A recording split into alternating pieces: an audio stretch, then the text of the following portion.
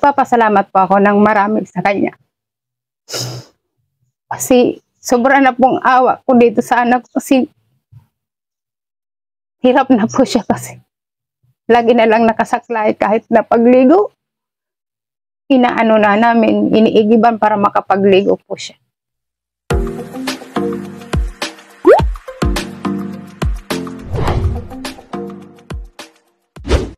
Yun, mapagpalang araw mga kalingap, mga kababayan, nandito tayong muli kaya Ate Maricel at yung kanyang anak, no, at babalikan natin at alamin natin kung ano yung pwedeng gawin natin. At sa papapag-usapan namin sa ngayon ay dadalhin natin siya sa ospital para mapacheck up at malaman natin ang sitwasyon ng kanyang napilay na paa. Let's go mga kalingap.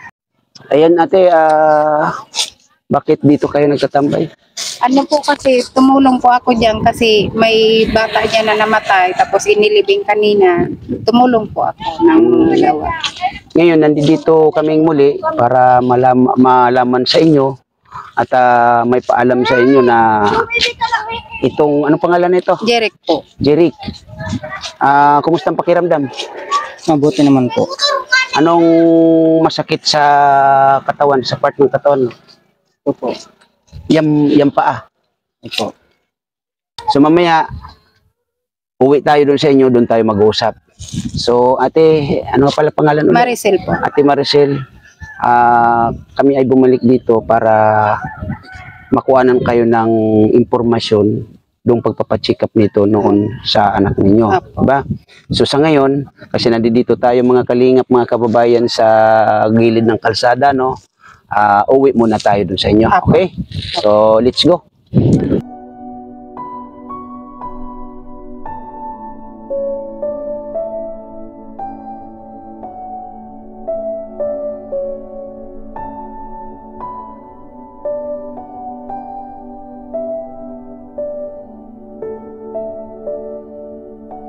Nung nagpa-check up ba ito noon, ano yung naging resulta ng check up sa kanya? Yung resulta po sa kanya, kung hindi daw po sisimentuhin, talagyan ng stainless yung paan. So, ibig sabihin, may na buto, gano'n? Mayroon po.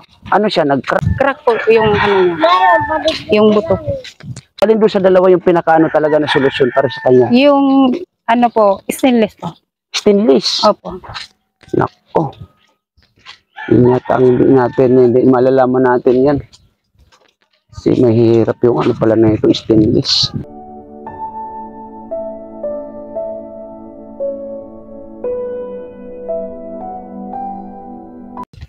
Ibig sabihin, ang ano nito, nung pina-check up, dalawang ano yung solusyon. Opo. Alin man sa, pero pwede daw simintuhin. Pwede po. Kasi sabi nung doktor, isimento o kaya ngayon. O kaya yung stainless po. Stainless. Opo, kasi crack nga po yung buto niya.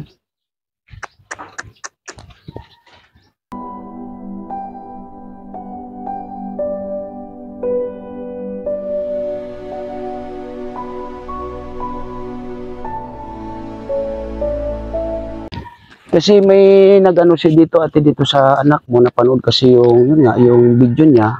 Opo. Ang ano dito yung pagpapasimento. Opo. Ngayon kailangan nating malaman yung kasi di ba matagal-tagal na. Opo, isang diba? taon na po. Isang taon na ang nakakalipas. Ate, ito igwas ko aning bangko. So upo ka muna kuya. Ito daw, kuya Igwas na. Yan dito ka muna upo. Oh, hindi na po. Saan ba siya pwede umupo ate? Yan. Para maganda yung ating magplano tayo. Magbigat po. Dito ka kuya po. Yan ate, dito ka muna ate. Ang unang pinaplano dito, masiminto yung kanyang paa. Opo.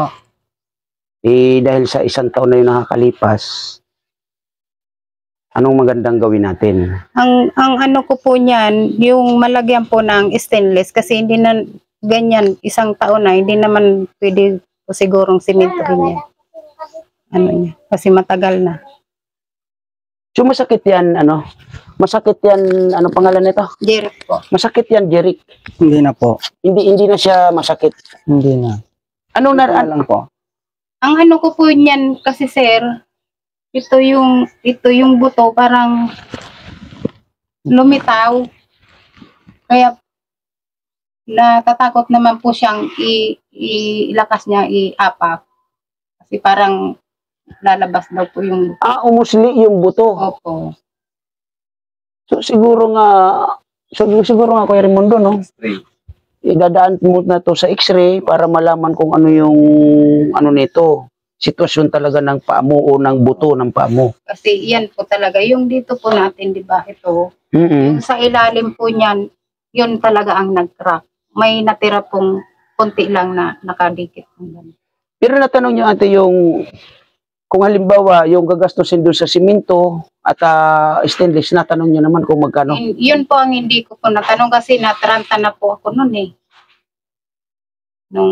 Saan ospital niyo sa dinala? Yan po sa Dunsol. Dito mismo sa Dunsol. So may record siya sa Dunsol. Mayroon po. Ilang beses niyo siyang napa-check up? Isa lang po. Isang beses pangyari lang po. Ang ano kasi dito, yung anong tawag nito, yung sa simento sana. Apo. Pero yung sitwasyon pala ng kanyang buto sa kanyang paa ganyan. Opo. Hindi, Ngayon mapapaisip, kahit ako napapaisip dito. Yun po, yun ang nakalimutan ko po sa inyong ipakita nung pumunta kayo dito. Na ito dapat ang napakita ko sa inyo. So ito hindi na masakit, hindi na masakit. Hindi na naman daw po. So alin yung masakit? At Siguro po. matanong ko nga uli ate, di ba nasabi ninyo may pinagdalahan kayo na saang lugar yun? Yung Sa UWAS po. UWAS, sa Albay. Opo, yung tinatawag nilang Dr. Barry. Dr. Barry.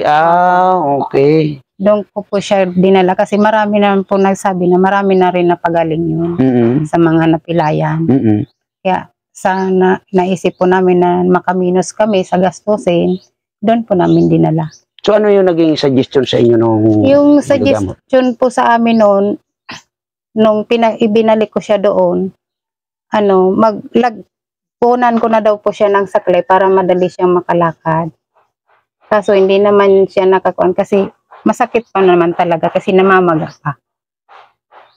So hindi niya sinabi na yan ay may crack or wala siyang sinabing ganun. Wala po. Tapos nung pumunta po kami doon, dala-dala ko naman po yung x-ray. Pinakita ko sa kanya kung ano yung nangyari. Kasi mga kalingap, mga kababayan, sa lahat ng mga kapanood nito, no, para sa akin talaga, alin dun sa dalawa. Pero ang ano ko dito, yung titingnan. Kasi isang taon na, di ba? Opo, isang taon na po. Isang taon na ang nakakalipas. So, pwedeng nalamanan, Opo, di ba? nalamanan na. X-rayhin uli yan. Opo. Pero may diyan sa Dunsol, mayroong x-ray. Mayroon po. Meron. Mayroon po. Kasi dyan po siya namin dinala nung nangyari.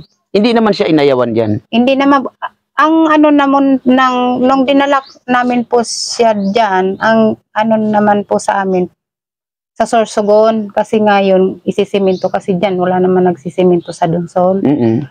Tapos, yung naman na dalhin dun sa kay Barry, nagsang-ayon naman po kami kasi yung pera nga po ang iniisip namin. Yun ate, yun ang dito, no? Yung pera yung iniisip ninyo, Opo. pero yung sitwasyon ng anak ninyo, hindi nyo naisip. Yun nga po ang mali. So, ito ngayon, sa loob ng isang taon, ay nakikita nyo yung anak nyo na ganyan, nagsasakripisyo, di ba? So, ikaw, Jeric, balik tayo sa'yo, no? Nung time na nangyari na yon, ano yung ginagawa mo sa lugar kung saan ka naroroon? Nung time na yun? Nagli-labor po. Nagli-labor ng Lawlaw. Pag tawid ko, hindi ko napansin may motor pala. Walang ilaw. Kasi kukuha ko ng balde. Hindi ko napansin may motor pala, kaya nabangga ako. Walang ilaw yung motor. Wala.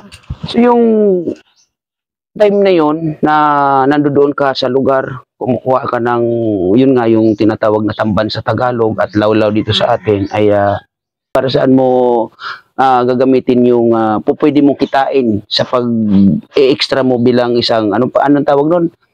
Labor. Paglilibor or pag-aayos ng mga tamban. Ano yung, para saan mo gagamitin yung kikitain mo doon? Makatulong po sa mga magulang ko po. Nag-aaral ka ba nung time na yun? Opo. Anong grade ka? 8. Grade 8. So yun bang, ano yun, first time mo lang o lagi-lagi mo ginagawa? Lagi na po. Okay. So ang iniisip mo, makatulong. Opo. So ngayon na nangyari yung ganyan, lalo na ito ka na, unti-unti, tumatagal na hindi ka nakakalakad, ano yung pumapasok sa isip mo? Ano yung nararamdaman mo? Masakit po kasi hindi na nakakatrabaho. Ngayon, Jeric ate, pangalan nito. Jeric. Ilang taon ka na nga pala? Magto-20 po. Magto-20. O di ba? 20. Bata ka pa, no? Ngayon, dahil sa yun nga, yung kwento mo na dahil sa nandoon ka, yun ay para makatulong ka sa mga magulang mo kahit paano. At siguro, matustusan yung pag-aaral mo. Tama? Ngayon, nasa harap ka ng camera, Jeric. Nandiyan yung mama mo. Nandito kami. Ano yung panawagan mo sa lahat? Sana matulungan pa ako na makalakad. Makatulong sa mga pamilya ko. Naiinip na kasi di nakakalakad ng maayos. Po. Ano sana yung gusto mo? Trabaho lang po. Tapos makatapos ng pag-aaral. O, di ba? Nang dahil sa hindi sinasadya na aksidente, ito ka ngayon, nagdurusa. So, ibig sabihin ate, nung na-aksidente itong anak ninyo, yung naka-aksidente, wala kayong malinaw na usapin, tama? Nag-usap naman po kami sa barangay kasi yun nga yung hiningian po namin sila ng pera na pangdagdag sa pangpagamot sa kanya. Inano po kami nung barangay captain na kung anong pizza siya magbigay sa amin. Doon po kami nag-usap-usap. Kaya nakilala po namin sila kung taga saan at kung anong pangalan. So, nung natapos kayong pag-uusap ng ganon, ano na yung mga sumunod na hakbang? Sabi niya, magbibigay naman daw po siya hinihingian po namin ng 10,000 sana. Hindi daw po niya kaya kasi wala rin daw siyang hanap buhay, wala siyang trabaho. Yung maibibigay lang daw po niya, 3,000. Yun lang po ang inano niya, ibinigay. So, hinayaan nyo na ganun lang yung ibigay ng taong naka-aksidente dito sa anak niyo? Sabi naman po nung kasama ko, yung asawa ko, tanggapin na lang daw po kasi wala rin. Binabalik-balikan nga namin yung naka-aksidente kasi so time na hinihingi namin yung pera, hindi naman agad siya nakabigay kasi naghanap pa daw siya ng perang pangbigay sa amin. Hindi talaga nakagawa ng paraan bagko sa hinayaan na lang. So, ito nga ang malaking problema natin sa ngayon, di ba ate? Opo. At hindi ko sa akin, sabi ko nga, hindi ko may papangako ito, no? At magdidepende tayo ngayon sa mga nakapanood nito. Opo. Sa sitwasyon ni Kuya Jerry. Kaya, minarapat kong balikan kayo Opo. para malaman talaga yung eksaktong kwento nito. Opo. Ngayon, ito pala yung sitwasyon na yun nga, may crack. Nag-crack pala yung buto niya. Yan, di ba? Nag-crack po. Nag-crack yan. So ngayon, ang suggestion sa inyo ng doktor, semento or Stainless po. stainless. Opo. So ano ba talaga yung pinaka-eksakto? Stainless yun tapos sisementohin? Parang ganun? Or stainless na? Stainless po. Mga ilang stainless daw sa ano ninyo, sa narinig nyo, nalaman ninyo? Isa lang po kasi yung nag-crack po sa kanyang buto is yung isang buto lang po, yung malaking buto po natin dito. Yun lang po ang ano sa kanya kasi yung maliit hindi naman. So kung halimbawa babalik tayo ngayon ate doon sa ospital, makukuha pa kaya natin yung record nito? Sa Opo, palagay ninyo? may makukuha po kasi may record naman po siya doon. Sa totoo lang ate, pumunta ako dito, wala akong budget. Opo. Wala pa naman akong hawak na Apo. budget. Ngayon, ang gusto ko lang sana, malaman kung ano yung sitwasyon ng paa ni kuya. Opo. At kung magkano yung gagastusin Apo. at sa anong paraan na gagawin para maibalik yung kanyang paglakad, di ba? Yun yung pinunta ko dito. Ngayon, siguro, pupunta tayo ng ospital. Apo, ngayon po. Willing kayo na sumama. Apo. At willing ka ba na isakripisyo ang sarili mo sa ngayon para dito sa anak mo? Apo, willing po ako. Para gusto ko na rin po talaga makalakad po siya. Kasi naawa na po ako sa kanya pag naglalakad. Kahit po pagdudumi niya, inaalagaan po namin. Kasi hindi po naman po siya makapag ng maayos. Kaya kung sasakripisyo ko po, talagang sasakripisyoin ko para po sa anak ko. Lalo na po, gusto na rin niya po makapagtrabaho. O, sa ganyang sitwasyon po niya, hindi po siya makapagtrabaho. Kaya gustong-gusto ko po makapaglakad na po siya ng maayos. Ito, Nanay Maricel, sabi ko nga ulit-ulit, hindi ko ipinapangako o yung kasiguruhan dito kasi ako po ay walang hawak, no? Ito ay binalikan ko kayo nang dahil sa may mga nakapanood nga doon sa video ninyo. At ako mismo, gusto kong malaman yung talagang eksaktong sitwasyon. So sa ngayon, ito yung gagawin natin, pupunta tayo ng ospital para malaman natin kung ano ang dapat sa kanya sa ngayon na 1 year na nakakalipas, di ba? So sige ate, maggayak na muna kayo para makapunta tayo ng Isasama po natin siya. Yes. Apo. Okay. Bihisan ka kuya. Bihisan ko lang po. Yan mga kalinga pang sitwasyon ng bahay nila Jeric, no? Ayan siya, oh. Ayan. Hindi na ate susukuran. Asan yung isa mong anak ate? Dito po sa loob, nagpapatulog ng bunso ko po. Nagpapaganda? Ay, Hindi po nagpapatulog. Pwede bang makita itong... Ang gulo po. Ikuan mo na yan ate. Ikuan mo na yan. Yulit. Ito ang loob ng bahay nila pala mga kalingap. Mga kababayan. Eh, na. Ate, anong pangalan ate? Marifi po. Marifi. Ilan taon ka na ate? 14. Nag-aaral ka? Anong grade ka? Grade Ayun, grade 8. So, mga kalingap, ito yung kanilang bahay pala nila Ate Maricel, no? Ngayon lang natin ito na ikutan, no? Ayan. Diba? Wala na po ako sir dadlay yung kahit anong papel. Yung papel mo na ano? At wala bang papel ito na ano para yung ano niya, baka hingihan kayo ng kung ano na ano? ID?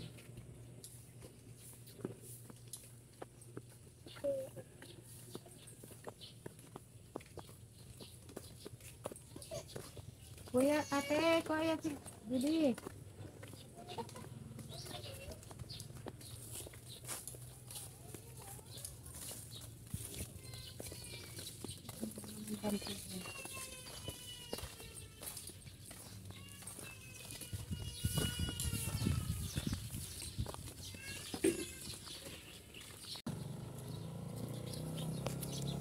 Ito na nagsari. Ito na nagsari.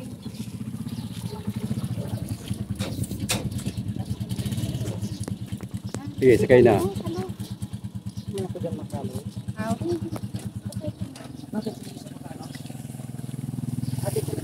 Hindi daw siya makapasok.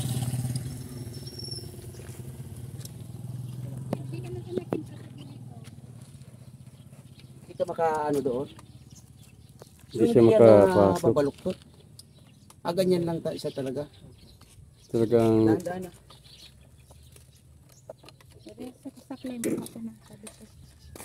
Huwag ka dyan. Hindi, si mama mo. Yung mama mo na ibigay. ayan oh.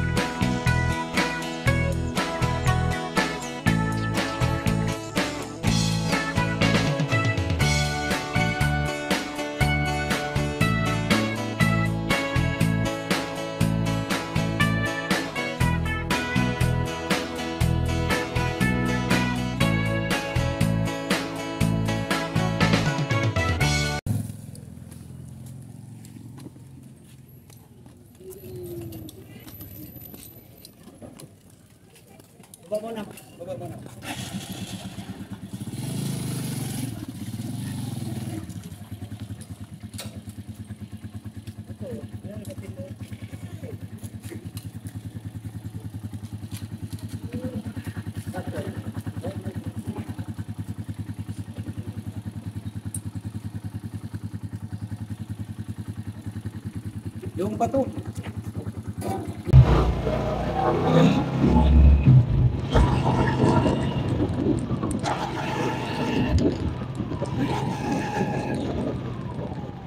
Sino yung ate dito? Apo, yan lang po.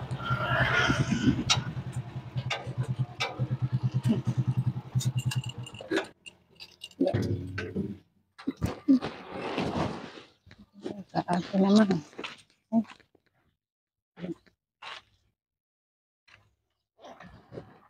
Tara.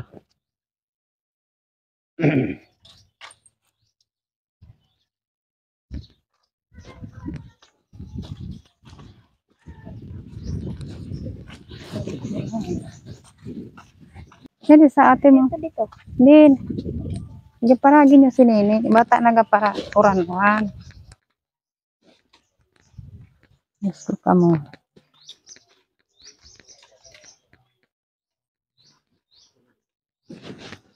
So, yun mga kalingap, mga Ano, kababayan, Urang din eh. uwi na kami.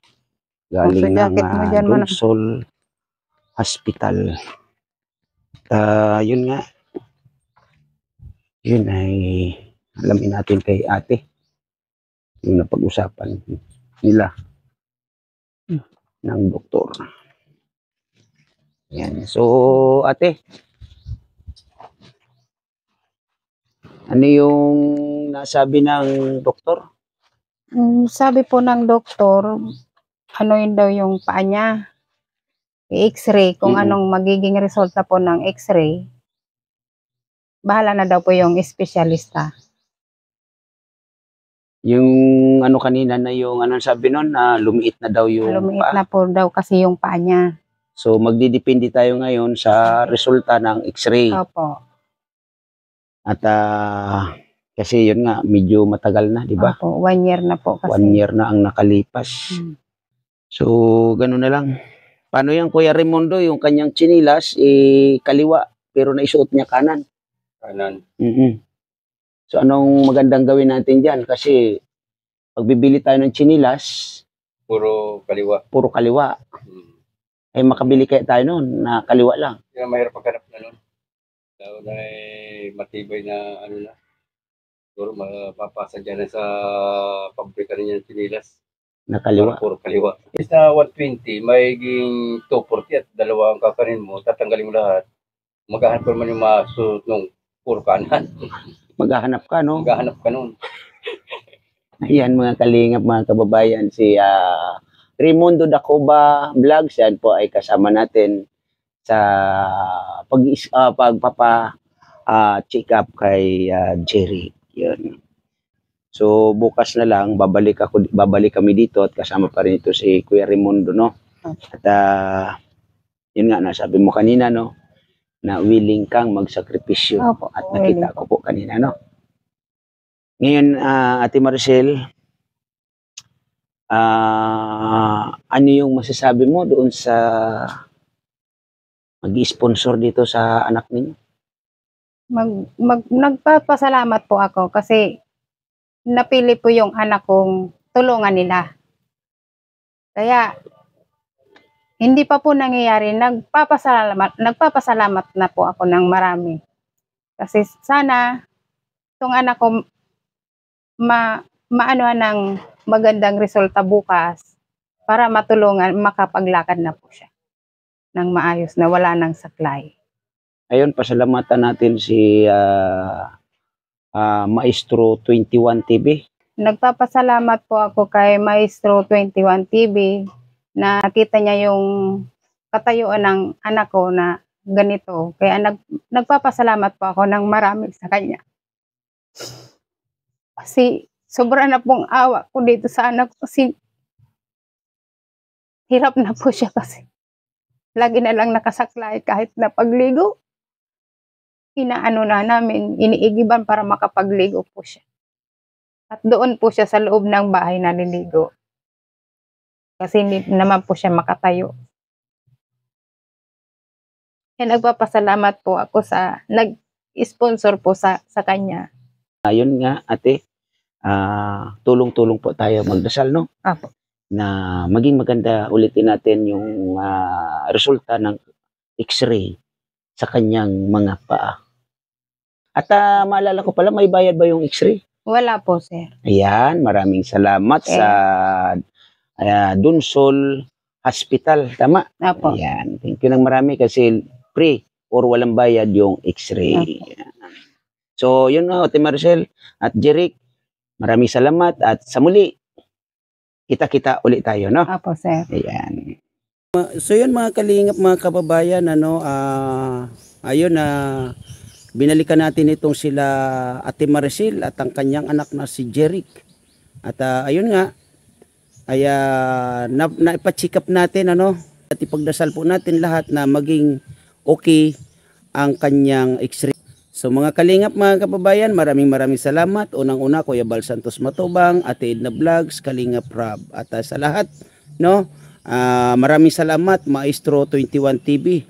At sa Kalahi Community. At sa nag-sponsor po, no. Maraming salamat po sa tulong ninyo sa pamilyang ito, lalong-lalo na po dito kay Jeric. Maraming salamat din, Chunila Reyes, Lisa 67 Vlog, Mil Lapitan Hong Kong, at shout out sa Team Rico. Shout out din sa Team Solid. Shout out Tita Eman Pam Channel. At yan, maraming salamat sa mga OFW natin na kababayan. Lagi po kayo mag-iingat, no, kung saan man po kayo naroroon mga bansa, no. Mga kalingap, mga kababayan, maraming salamat sa lahat, and God bless us all. Bye-bye.